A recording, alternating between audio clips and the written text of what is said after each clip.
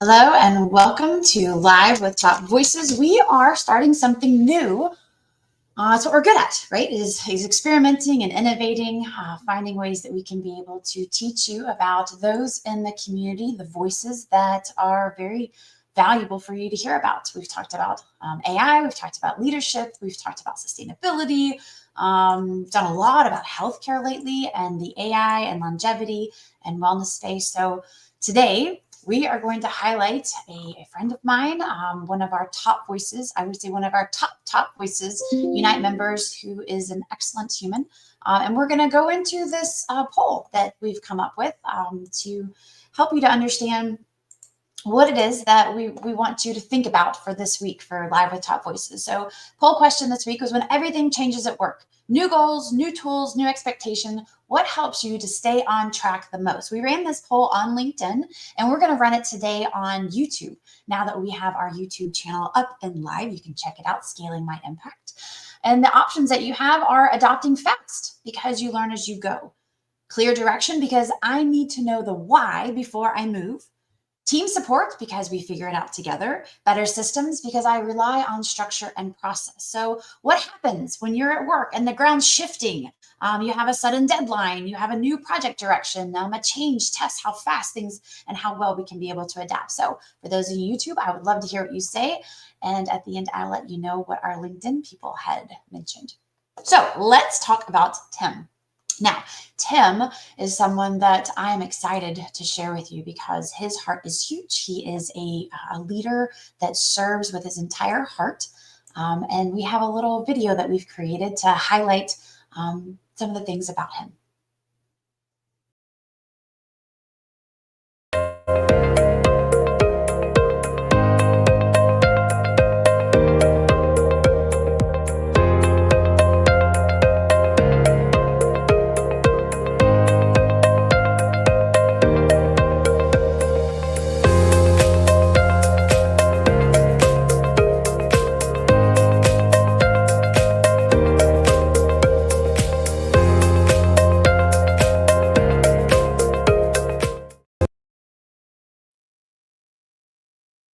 It's very fun.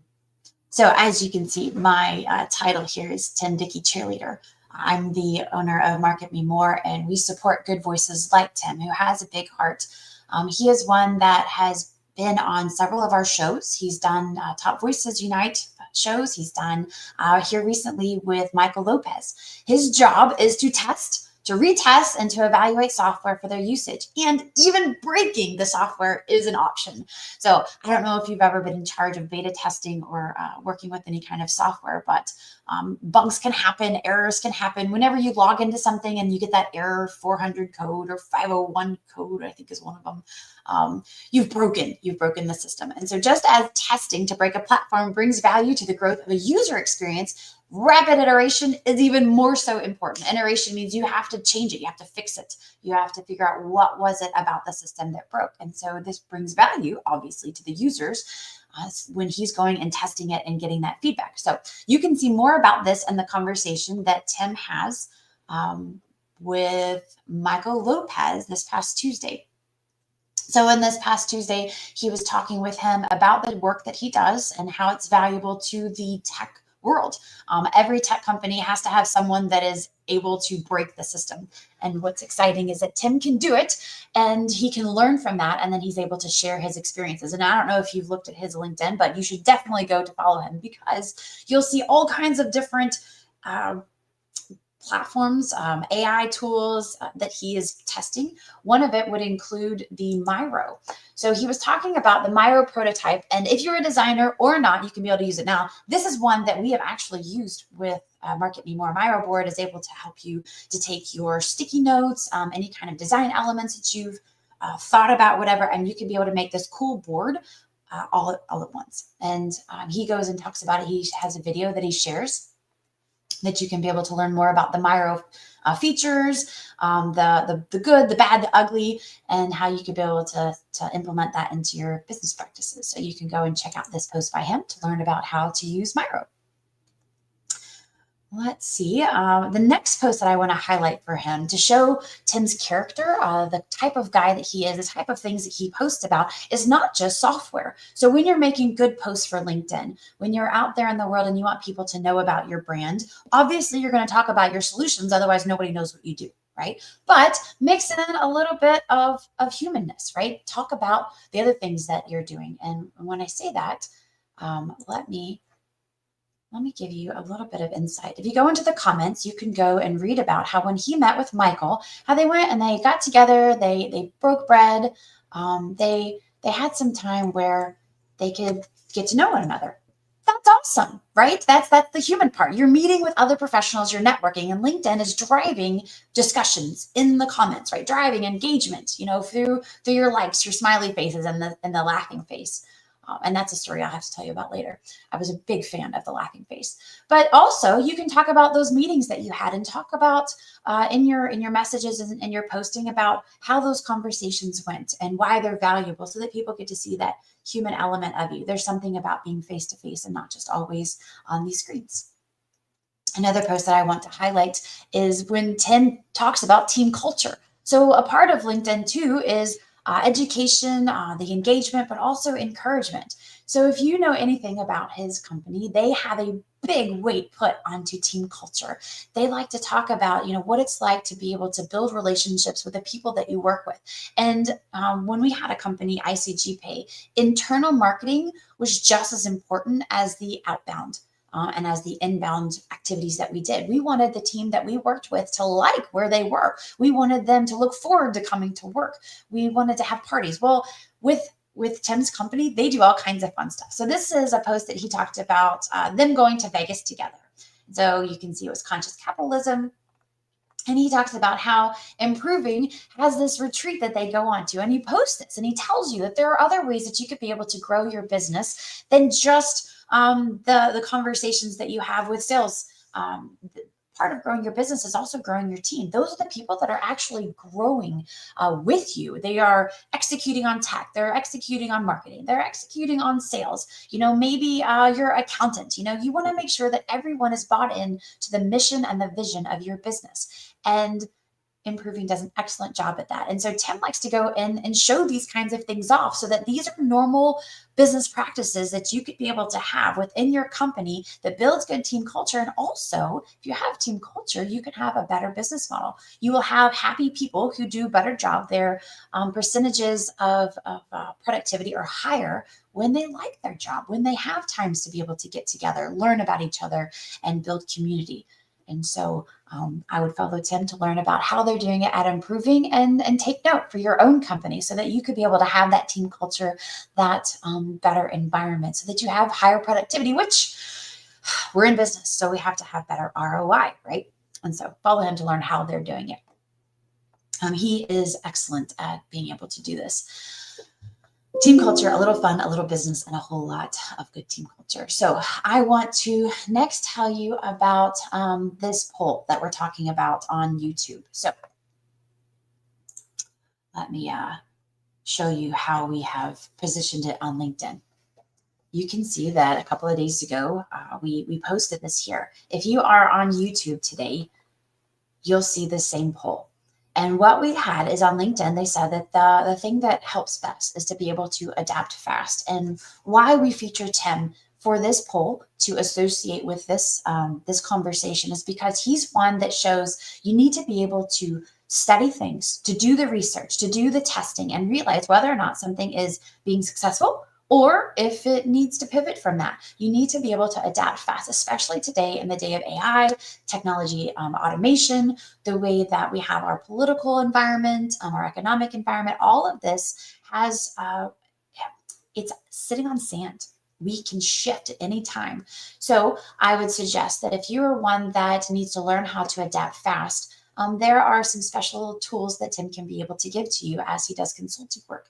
And I would say that it's really important that you evaluate research, you put priority on testing, and that you put some good information around being able to work through that process of how you're going to adapt. What are you going to do if your test fails? What are you going to do if it succeeds? And who are you going to put into place? to be able to execute on either way. Do you need more resources? Well, Tim can be able to tell you through his software company some resources that you could be able to use to pivot. So I'm going through this profile, and I'm excited because I want you to understand that he is a gentleman that has great experience using different programs and how you can be able to leverage them, research them, and use them in your own business. Okay, well, let me go back to his event here just to recap, so that when you leave me in the next 5-10 minutes, that you can get a real good understanding that Tim is one that will talk to you about how to do what it is you need to do. He gives the how, he gives the why, and then he goes and creates a video on it. So if you go to Tim's page, you can find out that he's not waiting for the next big leadership trend or the next big trend to shift, because he is the one out there learning what it is, innovating, and creating what's next. He bridges innovation with empathy. He takes tech and blends it with trust. You have to have that credibility. And then he knows that with every change that he makes, he needs to be able to explain it in a way that others understand it. And what's exciting for me to share with you is that you will. Like if you go and you see that video from the Miro, the post from the Miro board, first he's talking about it, and then he shows you a video so you can learn more about it. When you're looking at team culture, first he's posting about the pictures, and he's showing you what they did as a good time, but then he's also explaining in the content how you can have team culture. And so it's not just about making a post to say that we did this, but he's saying, how do you do this also? And that's important when you're out there and you're making your post on LinkedIn. As I'm highlighting Tim today on Live with Top Voices Unite, I want you to see that making a post is not just about the content that goes out there. And I hope that I explained this correctly. It's also about teaching people how they can do it too. And as you give those little takeaways, as you share with people how they can execute, then they start to think you're credible. Maybe they go and they test it for themselves. Maybe they find that it's valuable to them to do the same thing. Well, then they come back to your page again and they're like, oh, they're giving another how-to. So they go and they execute the next how-to that you're showing them how to do.